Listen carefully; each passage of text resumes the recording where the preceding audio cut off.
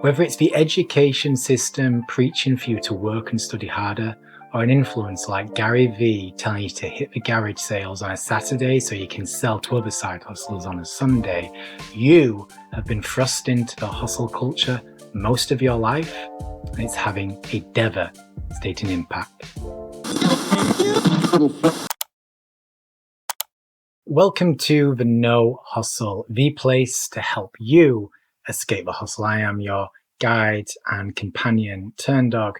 And in today's video, we're going to not only focus on what hustle culture actually involves, but also dive into what the no hustle is all about.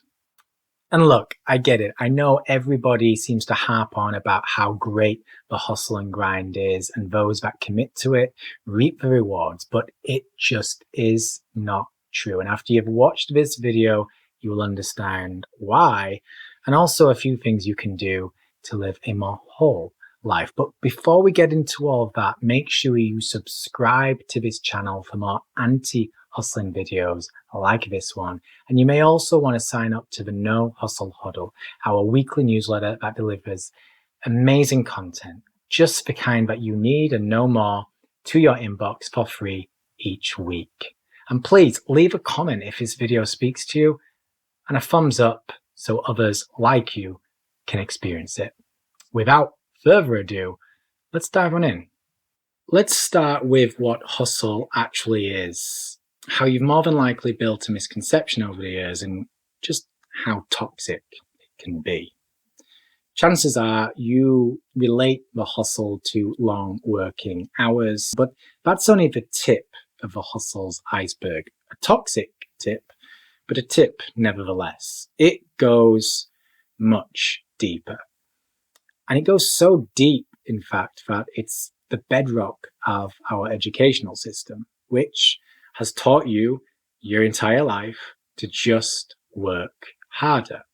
If in doubt, work and study harder. If you do, you'll get the grades, the qualification, the job, the promotion, and on and on.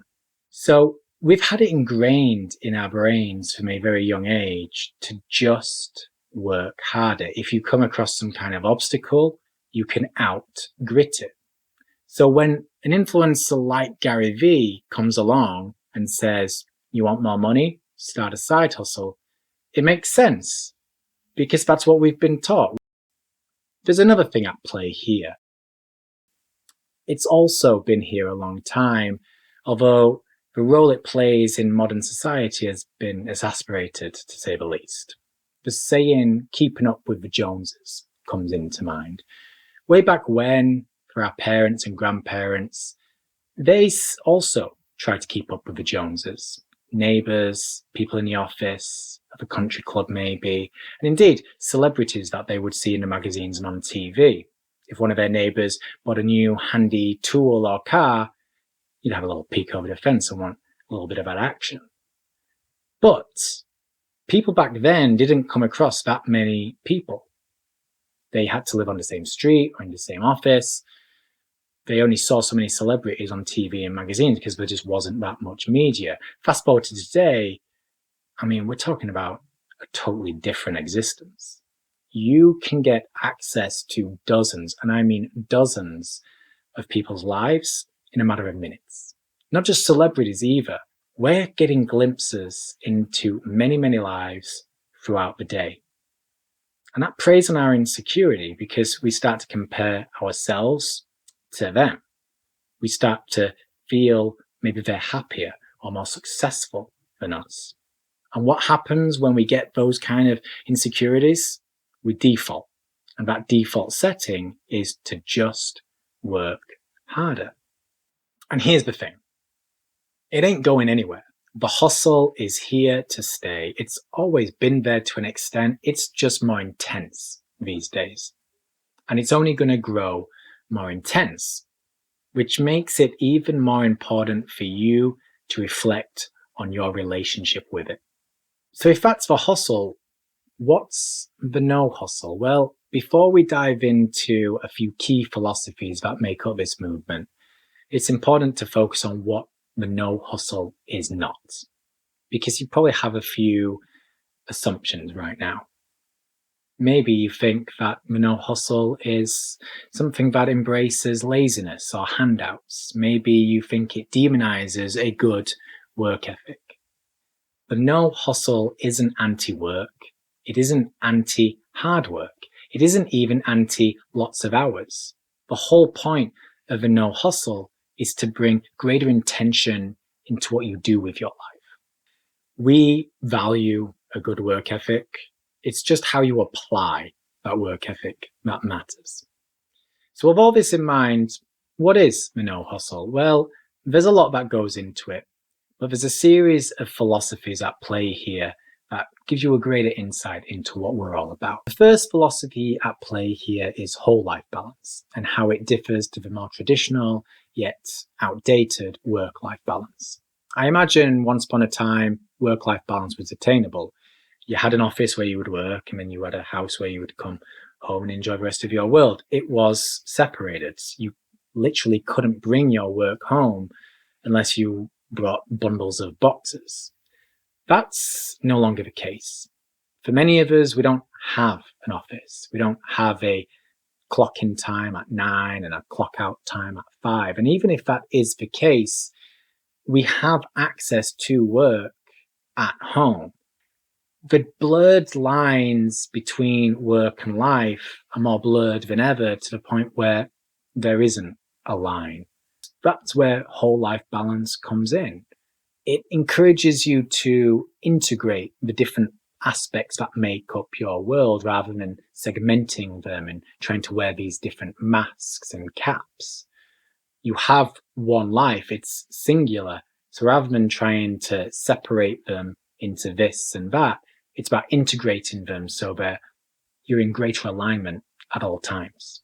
Speaking of alignment, that brings us to the second philosophy, mind, body, and spirit, and how we all share that in common. We're imperfect, fragile humans that are made up of a mind, a body, and a spirit.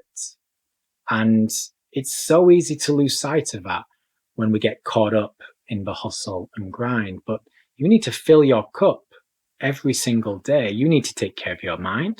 You need to take care of your body. You need to take care of your spirit. How you do that is very personal to you. It's not for someone like me to tell you what to do. The point is, you need to build greater alignment in your life so you're constantly serving and nurturing your mind, your body, and your spirit. And that's a central theme of the no hustle. Whatever is going on in your life, to just make sure that you're doing you a solid and filling that cup on the daily. The third philosophy is success and how you define it. And if you don't like the word success, that's okay. You can replace it with meaning or purpose or fulfillment, vision, maybe. The point is, we're all on a journey that we call life. And we're all heading toward a destination that is known as death. And as we reach that end point, we want to make sure that our life means something. That's where this idea of success comes in. The issue is, most of us are pursuing a very generic version that was passed on to us from teachers and parents and friends, media, and society at large. It's not to say pursuing a car or a house or a particular lifestyle is wrong. Again, whatever makes sense to you makes sense to you. The point is to be able to define success on your terms so you are pursuing something meaningful. Fourth philosophy focuses on having a mile deep mentality. When I interviewed my friend AJ Leon for Beyond the Pale, he talked about how he couldn't fathom having a business that served thousands or millions of people. To do so would only impact them an inch deep, whereas he's all about going a mile deep with those he serves, whether that's with his work, his relationships, whatever. And that's a huge component of the no hustle. Hustle culture sends you into a spiral where you don't really have a great deal of time to stop and think. So all you end up doing is scratching the surface. Rather than going mile deep in any particular form of work or platform or connection or relationship, we begin to value quantity at the expense of quality. To step outside of a hustle is to flip that narrative, so you're once again valuing quality over quantity. Fifth philosophy is effort, not outcome. I learned this from one of my favorite books, Live Your Truth by Kamal Ravikant. In it, he talks about how he reached a point in time where he realized he couldn't control the outcome. Sometimes the result was favorable, other times not. Yet one thing he always had control over was the effort he put into the situation. You have that control also. You don't get to control the outcome. You don't get to control what will and will not happen, but you do get to control the effort you put in to the task, to the conversation, to the relationship. If you spend the rest of your days focusing on the effort you put into the things you do, you're raising the likelihood that whatever does happen in terms of the outcome is positive. Next philosophy is all about questions, not answers. I learned this personally when I interviewed Kamal for Beyond the Pale. He called me out after I asked him a series of broad questions, hoping he would give me a specific answer. It was a big moment for me, not just for that conversation, but my approach to life, as I realized I was throwing broad questions into the universe every single day, hoping to hit the jackpot, and the answer, the all-encompassing answer, would find me. It's folly, it's pointless. Rather than getting so obsessed with the answer, maybe we need to take more time in thinking of the question, the right question, the question we need to ask right now. The seventh philosophy at play is personal mastery. You only get to do you. We live in a world that glorifies mastering various skills, and that's fine, but all you can ever really do is commit to becoming the best version of you.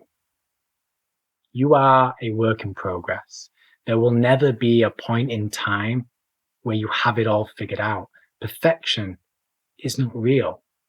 But if you continue to work on yourself, if you continue to commit to your growth, your own version of personal mastery, you will continue to step in the right direction. Where it will take you, I do not know, but it'll take you somewhere grand, my friend. Eighth philosophy is a big one, intentional living. One day, you will die. I know that's a somewhat harrowing thought, but it's true. It's something we all share in common. We're mortal. Every single day brings us closer to the end of days. And all we can ever really do is ensure we are living our life with intention, with purpose, with meaning. When you're stuck in a hustle and grind, it's too easy to lose sight of all that. A day bleeds into a week, bleeds into a month, a year, more, a lifetime. It just goes. Time just flows.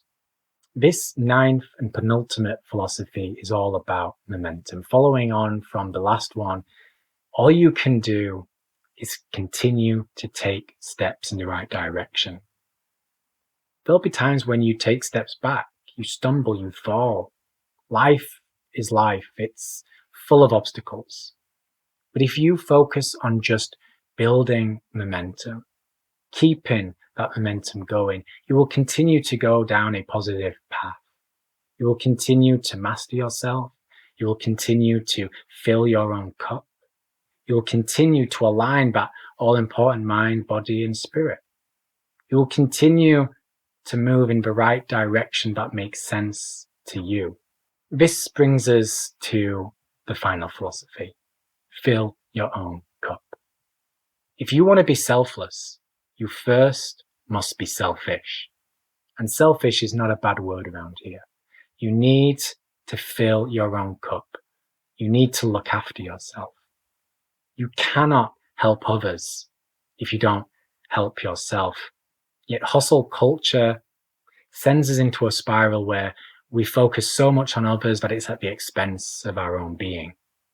But that makes no sense, because how can you possibly have a positive impact on other people if you're burnt out, if you're exhausted, if you're depressed, if you're going through the motions, if you're lethargic? You can't. The hustle just keeps you grinding, it keeps you busy, it keeps you occupied. And when you're doing all that, it's difficult, nigh on impossible, to fill your own cup on a regular basis. Those are the 10 philosophies of the no hustle.